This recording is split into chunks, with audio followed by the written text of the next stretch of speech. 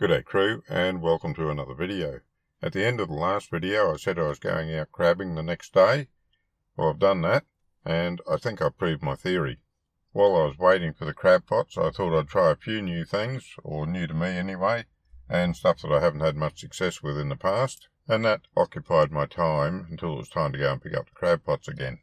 So without further ado, let's have a look at my day. A nice early start again, before first light. Let's see Raby Bay boat ramp behind me. I'm off to drop some pots and then I'm going to try my luck with some lure fishing on the front shore. Got a few different lures here. I haven't decided just exactly what I'm going to do, but we'll work it out when we get there. Shaping up for another magnificent sunrise on the water. I've got all the pots in now. Yeah, well, that sunrise just gets better and better. With the pots safely in, it was time to decide what I was going to try first, and I decided I'd head over to the eastern side of Green Island in deeper water around about the 20-25 foot mark and try a new squid jig that I've got, one that you can actually bait rather than just being a plastic jig. I thought that might do better. I had never tried it before. I picked it up on the internet, so I thought I'd head over there and give that a go, fishing on the bottom for calamari or arrow squid. Didn't much care what I got, it was more to try out the jig than anything else. But before we get into the squid jigging, or my attempts at it, I'll just run you through the area that I dropped the crab pots in, and that is where I usually go between Raby Bay and Wellington Point. Only this time I dropped them a little bit deeper again. I went in about 7 metres of water at just off low tide. So I think the tide was about 3/4 of a metre at the time I dropped it, and I dropped in 7 metres of water. So getting a bit deeper than I was last time, on the theory that the crabs are going to be holding deeper and deeper.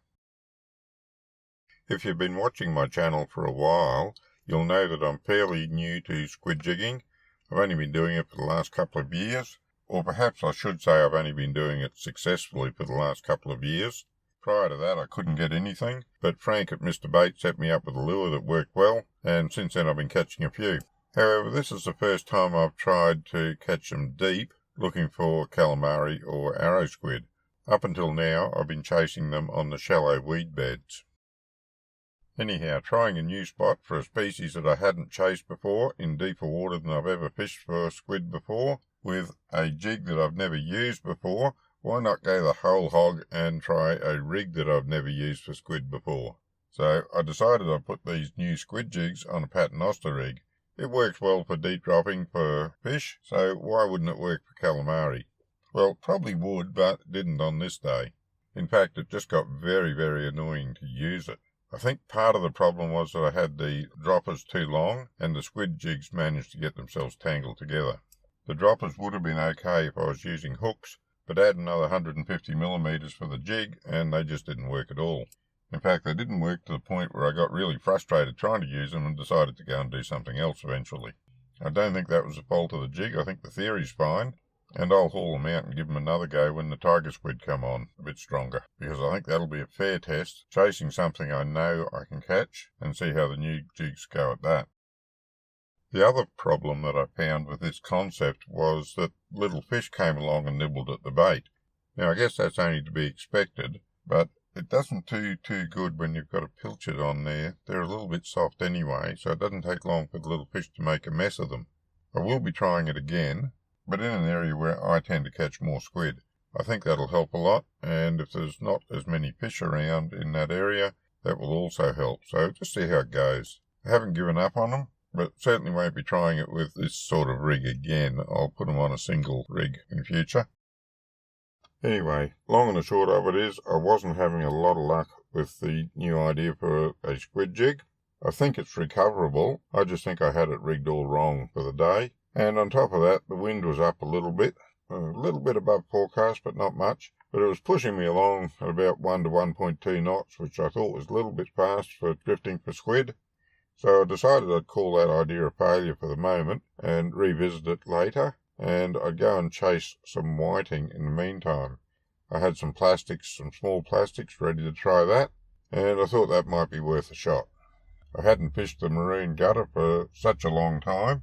many years, so I decided I'd go over and give that a bit of a go, see if there's anything around there. Well, this was an experiment. Bought these online. I thought it should be pretty good for squid. Put some real bait on there, a bit of pilly or something, and they probably like that better than the artificial lure. But I've got a little bit to learn about putting it together. I thought a paternoster rig get twice as much out there, but that hasn't turned out all that good. It tangles something fierce. I'm going to give them another go, but I think I'll put them on singly next time and just see how that goes. For now, I'm going to call that a bit of a failure. But if you don't try things, you never know. And that's what today's about. A few crabs and a bit of trial and error. So far, it's been mostly error. This is just coming into the marine gutter. I had a few drifts in that first deep hole, and then I moved on to some of the other deep holes and tried them. As you can see on the sounder, there are a few fish swimming around down there. Nothing big, but a few of them. But given subsequent events, I think most of them are grinners. Don't know what it is, but we got one. Whatever it is. Find out in a minute.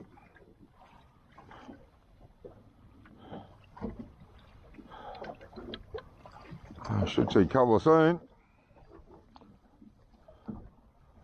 What is it? Grinner. Bloody grinner. I'm good at catching them. Oops, today you can cut my line. You son of a bitch.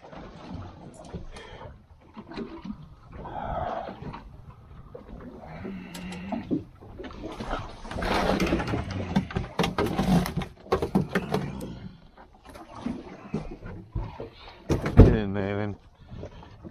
Be barely next time. This is the soft plastics I was using. These little gulp worms on a very light jig head. I've used them in the past. I have caught fish on them. I've never caught anything on a soft plastic that I could take home and eat. I've caught pike, I've caught grinners, I've caught a few undersized parrot, I think they were, or tuskies at least, but never anything that I could take home. So trying hard, but just not getting there yet. There, I got something again. Putting up a bit more of a fight. Coming all right now. What's he going to be? Another grinner? Grinner Central.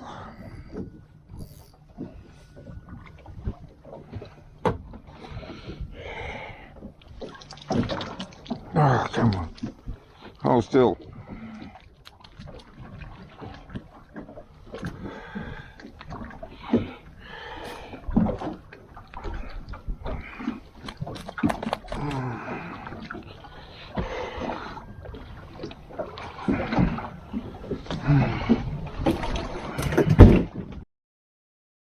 Well, I moved positions.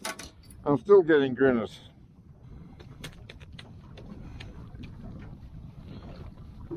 Come on, let go of it.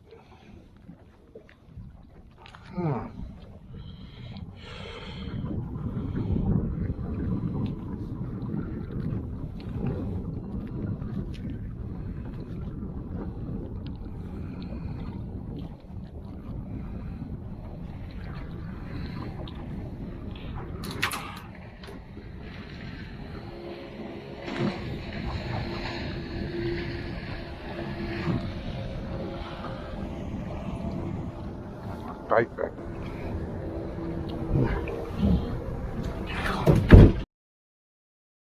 I did have a drift along a few of the deeper holes as I went down the marine gutter. Used to be able to pick up whiting around the edges of the deep areas, but not so on this day. Didn't seem to be much in the way of fish around at all apart from the grinners. I think the last time I fished the marine gutter I had the tender off the big boat, so getting in and out wasn't a problem, but I did think that the bottom end should be navigable for a trailer boat, at least with a bit of tide under you. Had a metre of tide under me at this time, so I thought I'd get through all right. and I did, although it did need that metre of tide. I had 0.98, which I think about the lowest I saw. So I was happy I had a metre, and I went through on the CMAP charts that I've got on the Freno. I did have a look on the Navionics charts, and I think if I'd been a little bit more east, I would have had a little bit more water under me. If I'm around in the area at some time in the future, I will give that a go. It was never an issue with the tender from the big bait because it had floated in a teaspoon of water. I wanted to try trolling for some species like snapper. I've had a few goes at it without any success at all, just trolling little hard bodies, and I wanted to have another go at it, but I also wanted to get some bathymetry data on the area around Myora. I figured that given the number of baits that fish share these days, trolling around Myora wasn't going to be the best spot, but I thought I'd kill two birds with one stone and give it a go anyway. The main thing was to get that bathymetry data for fish tracks, and then if I got a fish, that'd be great. The Myora area used to be a really good fishing spot back in the day, but there's a lot of boats get there now.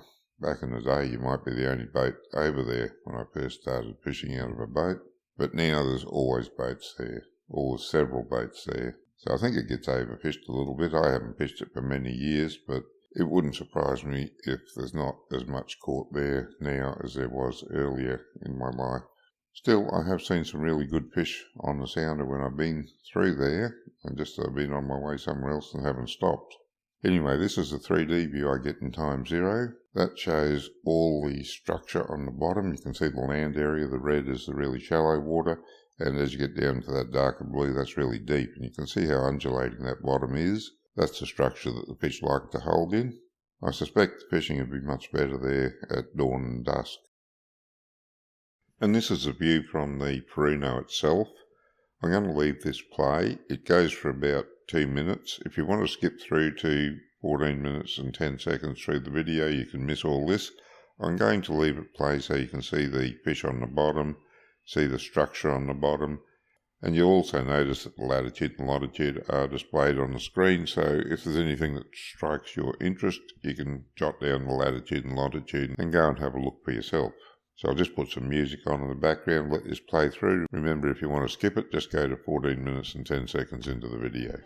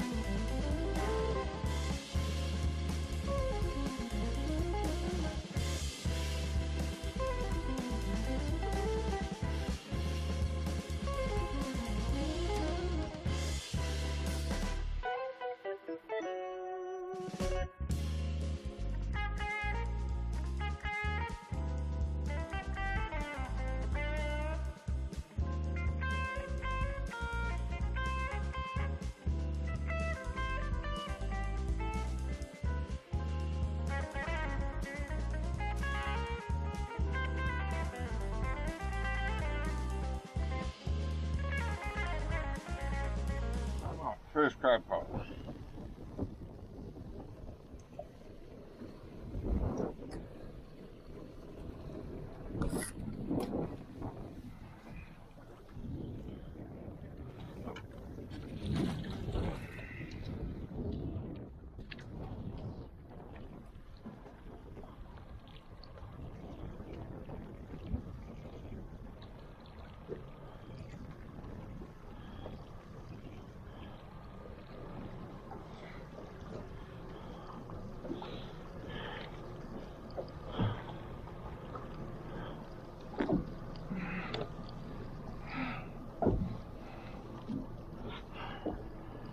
Oh yeah, got some. Oh, woo! Oh, happy with that. Oh yes, definitely happy with that. Oh, look at that one. Oh, a bit of barcode.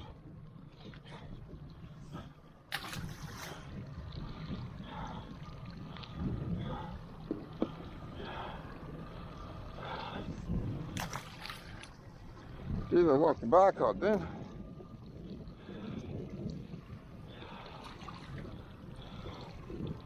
Right, how many have we got? Quite a few. Oh, 1, 2, 3, 4, 5, 6, 7, 8, 9, 10, 11, 12, 13 at least. So there might be some jennies amongst them.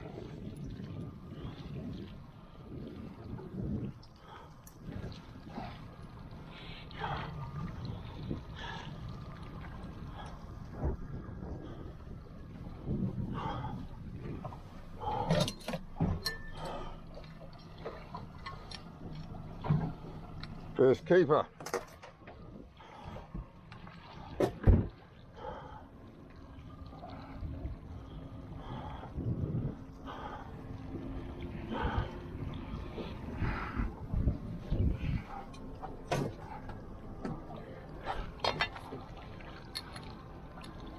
Two keepers.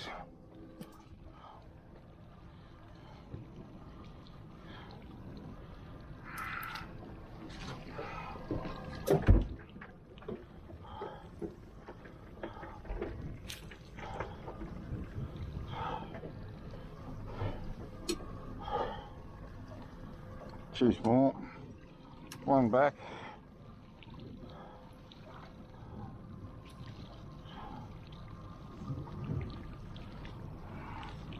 There's one definitely a keeper.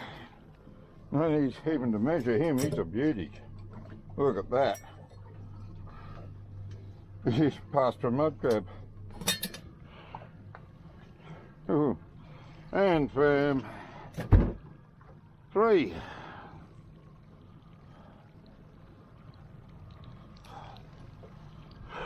Too small. No. No, he's a keeper. Yes, definitely.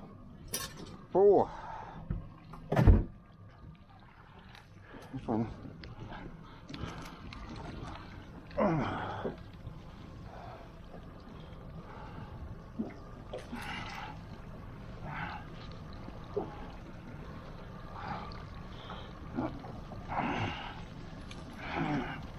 Four out of five so far. Don't you dare try to bite me.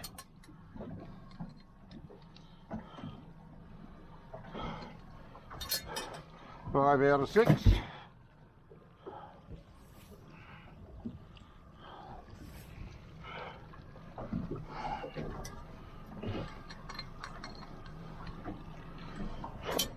Six out of seven.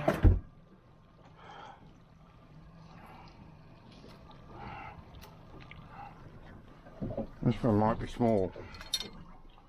Yeah, he is. Not by much. Oh, hang on. No, he's legal. Oh, so 7 out of 8. Jenny. Jenny. One. There's 5 jennies.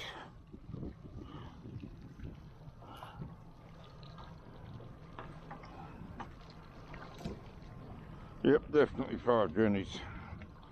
Alright, you can all go back.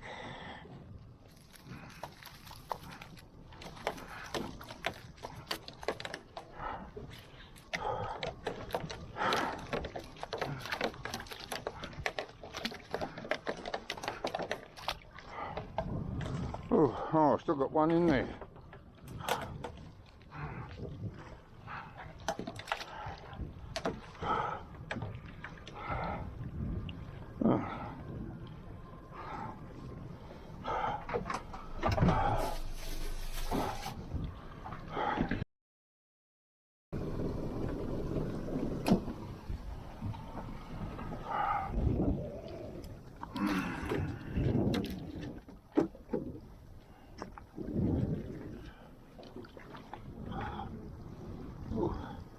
Bit of weight in this one too.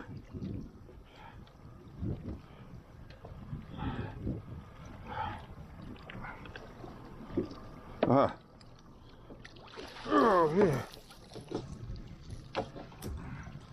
Yeah, well, I won't complain about that either.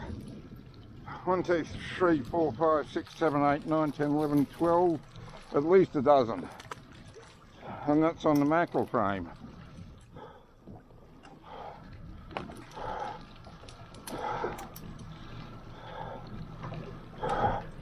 Some jennies, that's okay.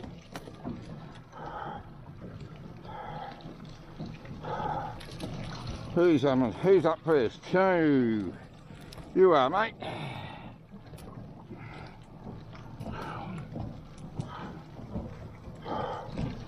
Oh, you broke your claw off. That wasn't real smart, but it can keep you.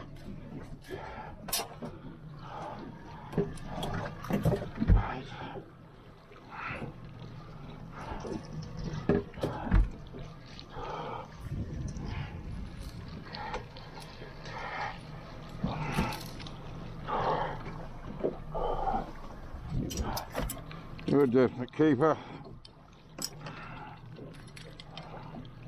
And so are you.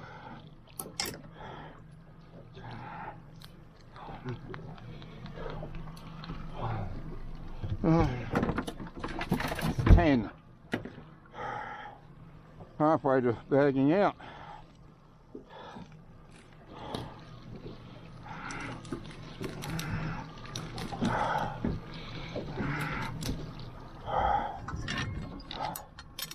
Hmm.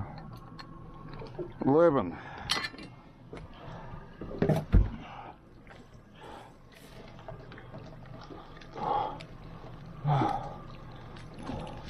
Oh.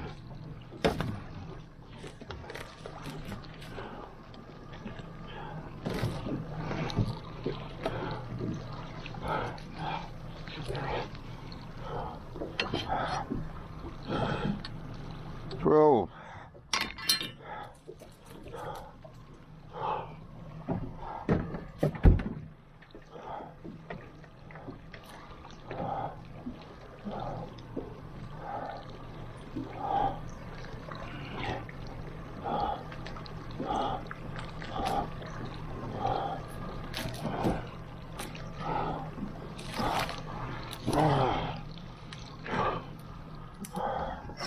13.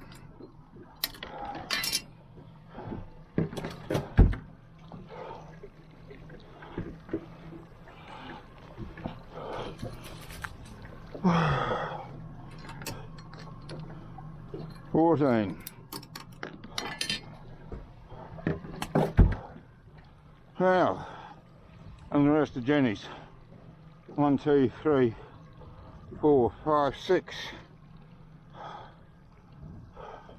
So 13 in this pot too then.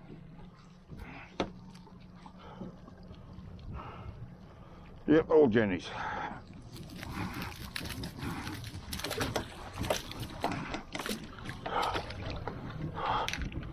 Whew.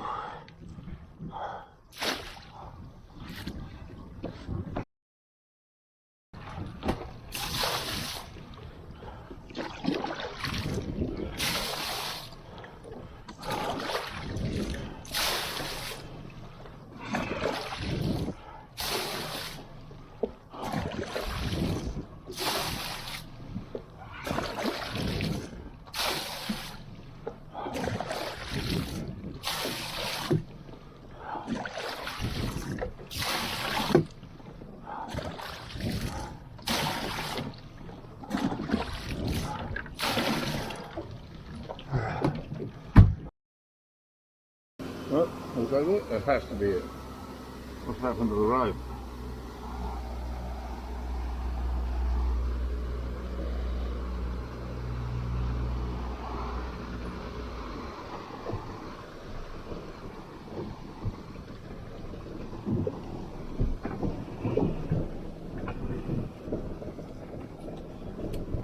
Yeah,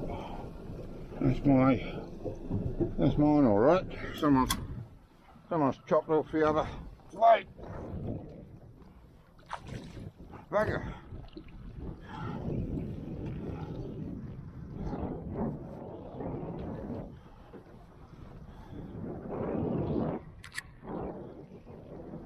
Oh, it's got a bit of weight to it too.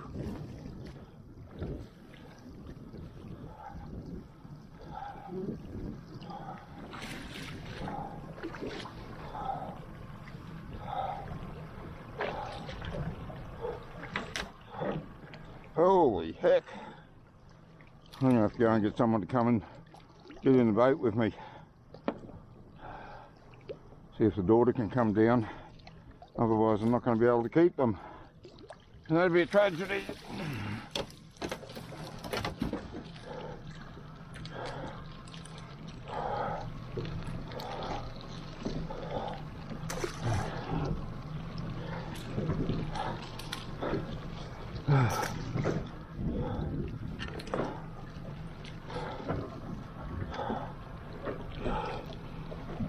Two, three, four.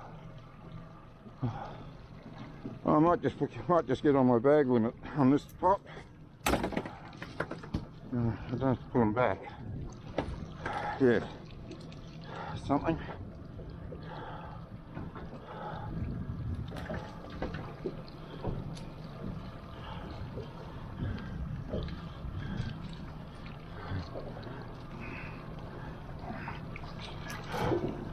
Oh, no need to measure half these.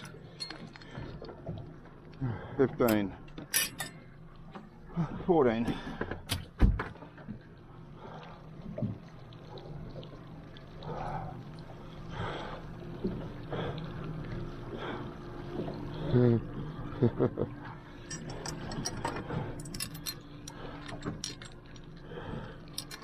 $15.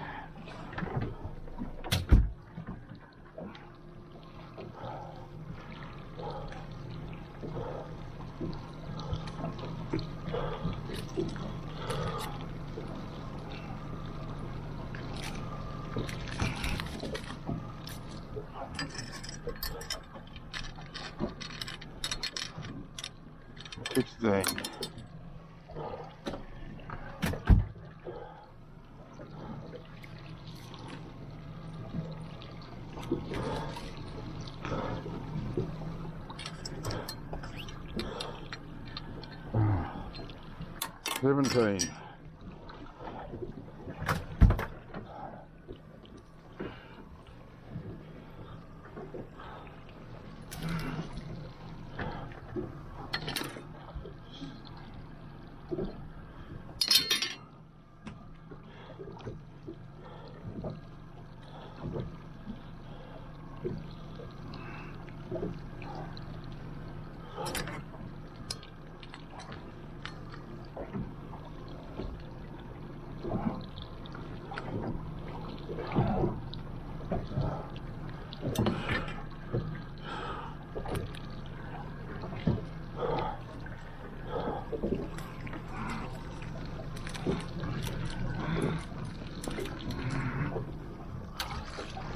$18.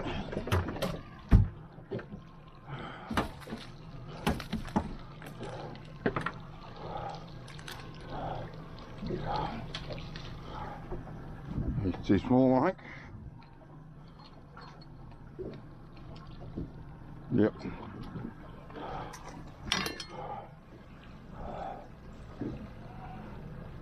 I think this one will be too small as well. I'll get him out and measure him, just to be sure.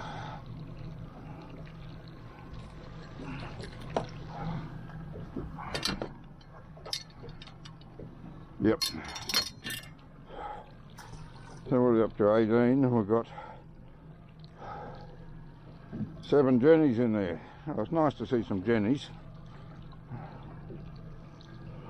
8 jennies.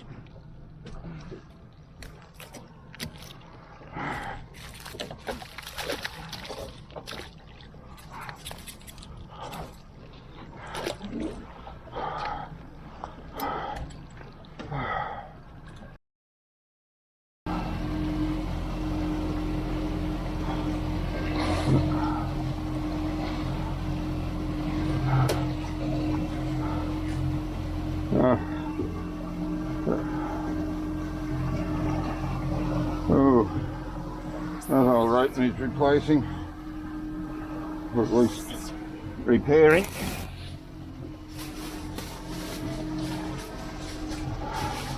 I actually leave him out.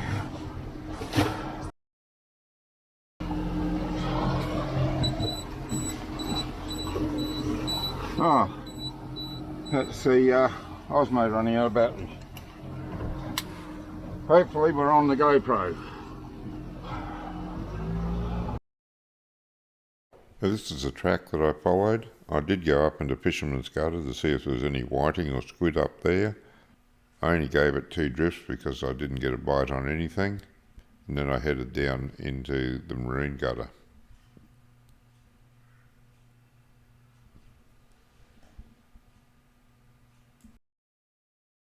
And these are the 20 crabs that I did get to bring home.